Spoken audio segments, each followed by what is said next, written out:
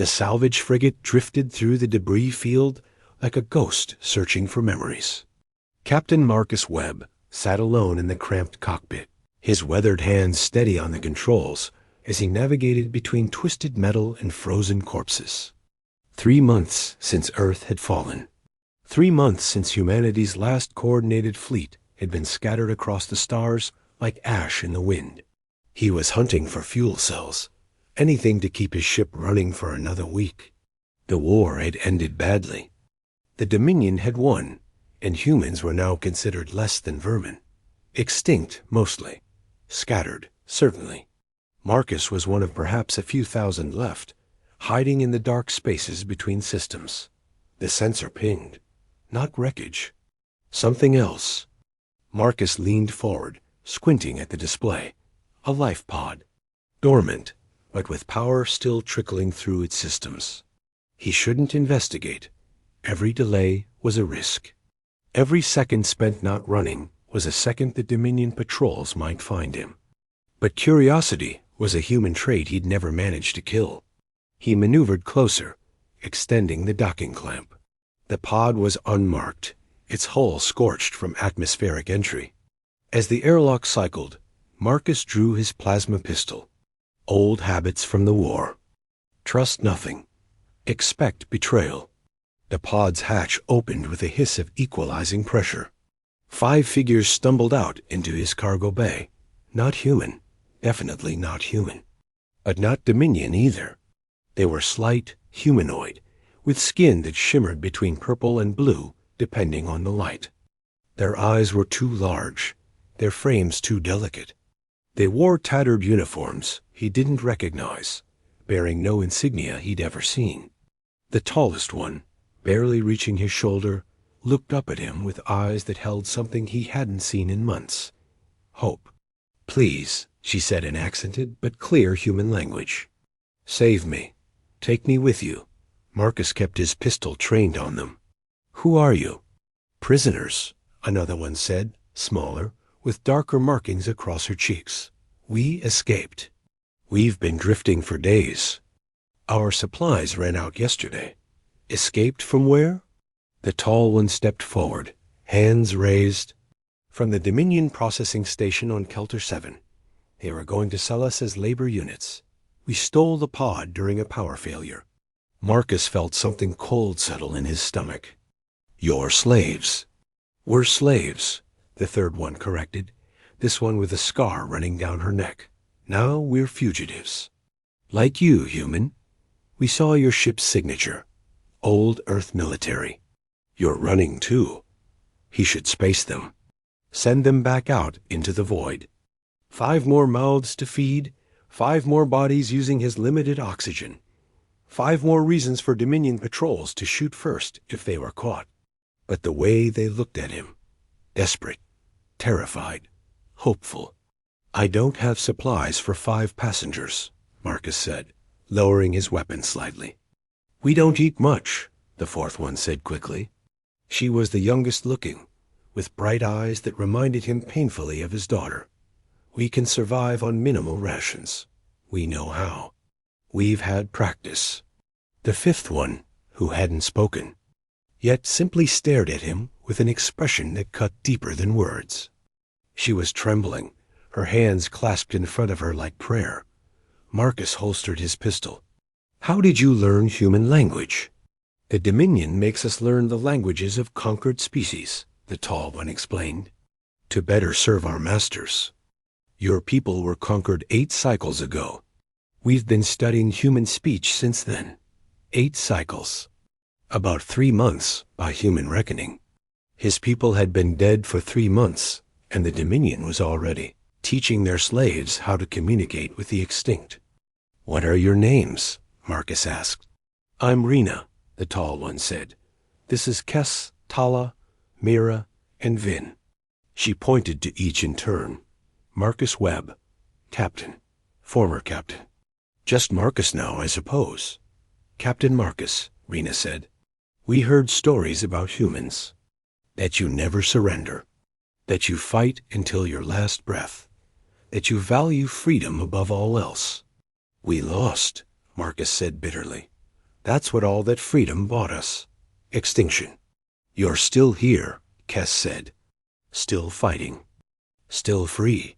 Marcus turned toward the cockpit. Strap in. We need to jump before a patrol comes through. I'll figure out what to do with you later. They followed him quickly, efficiently finding crash seats in the cargo bay. Marcus settled back into his pilot chair and began plotting coordinates. Nowhere was safe, but some places were less dangerous than others. He knew a dead system 3 jumps away. No resources, no strategic value. The Dominion rarely bothered patrolling it. As the jump drive spooled up, Rena appeared in the cockpit doorway. "Thank you," she said quietly. "We won't be a burden. We can work. We can help." "Doing what?" "I'm a salvage runner. I pick through corpses and ruins." "Then we'll help you pick through corpses and ruins," she replied. "Anything is better than being sold. Anything is better than never seeing the stars as free beings." Marcus glanced back at her. "The Dominion won't stop looking. They don't like losing property. Then we'll run together. Maybe that's better, too. Running alone must be terrible." He wanted to argue. Wanted to explain that taking on passengers was suicide. That caring about anyone except yourself was how you got killed in this new universe. But she was right. Running alone was terrible. The jump drive engaged, and reality folded around them. When they emerged 3 seconds and 3 light years later, Marcus checked the sensors. Clear. Empty. Safe for now. "How long were you slaves?" he asked. Rena was still in the doorway, bracing herself against the frame. "Kes and I 2 years. Tala 4 months. Mira and Vin were born into it. They've never known freedom. Born into it. Children born into slavery, under the Dominion's rule." Marcus felt rage kindle in his chest, old and familiar.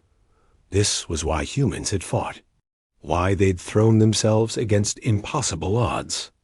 Because some things were worth dying for. "I have enough supplies for maybe 2 weeks if I stretch it," Marcus said. "After that, we'll need to raid a supply depot or hit a Dominion convoy." "You'd risk that? For us?" "I'm already dead, according to the Dominion," Marcus said. "Might as well make my ghost inconvenient." Over the following days, the 5 aliens proved their worth. Kes had a gift for mechanics, keeping the aging ship systems running with improvised repairs. Tala could navigate sensor nets like she. Was born to it, finding safe passages through patrolled space. Mira turned out to be an excellent shot with the ship's defensive guns when a pirate skiff got too curious. Vin, the quiet one, had medical training and treated the radiation burns. Marcus hadn't realized he'd accumulated. And Rena, she was a natural tactician. She studied Marcus's raiding strategies and improved them, found weaknesses in Dominion patrol patterns, suggested targets they could actually hit without dying. On the 9th day, they raided a supply convoy. It was quick and brutal. Marcus piloted, while Tala jammed communications, and Mira fired precision shots that disabled engines without destroying cargo. They made off with 3 months of supplies, medical equipment, and a data core full of Dominion intelligence. That night, they celebrated with real food instead of protein paste. Laughter filled the cargo bay. Human and alien together, sharing stories of before. Of families lost. Of homes that existed only in memory.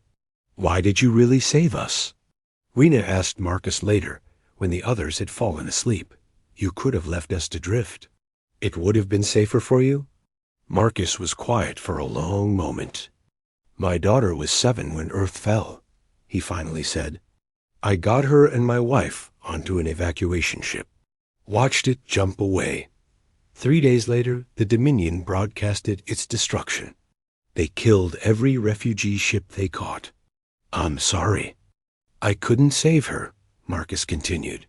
"But maybe I could save someone else. Maybe that counts for something." Rena placed her hand on his arm.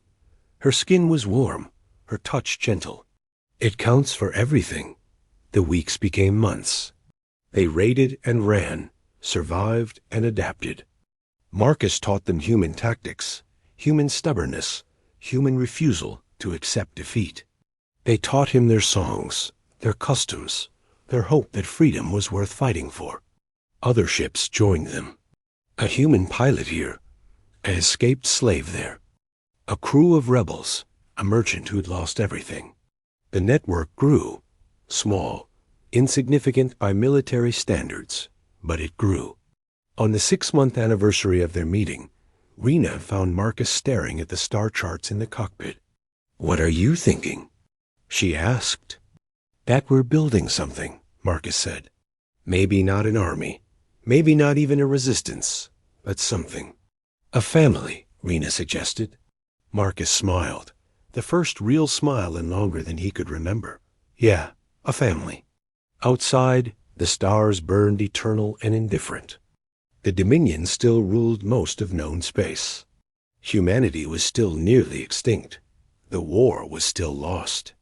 But in the darkness between stars, a salvage frigate flew free, and inside it, 5 alien girls who'd begged a human to save them now stood ready to save others.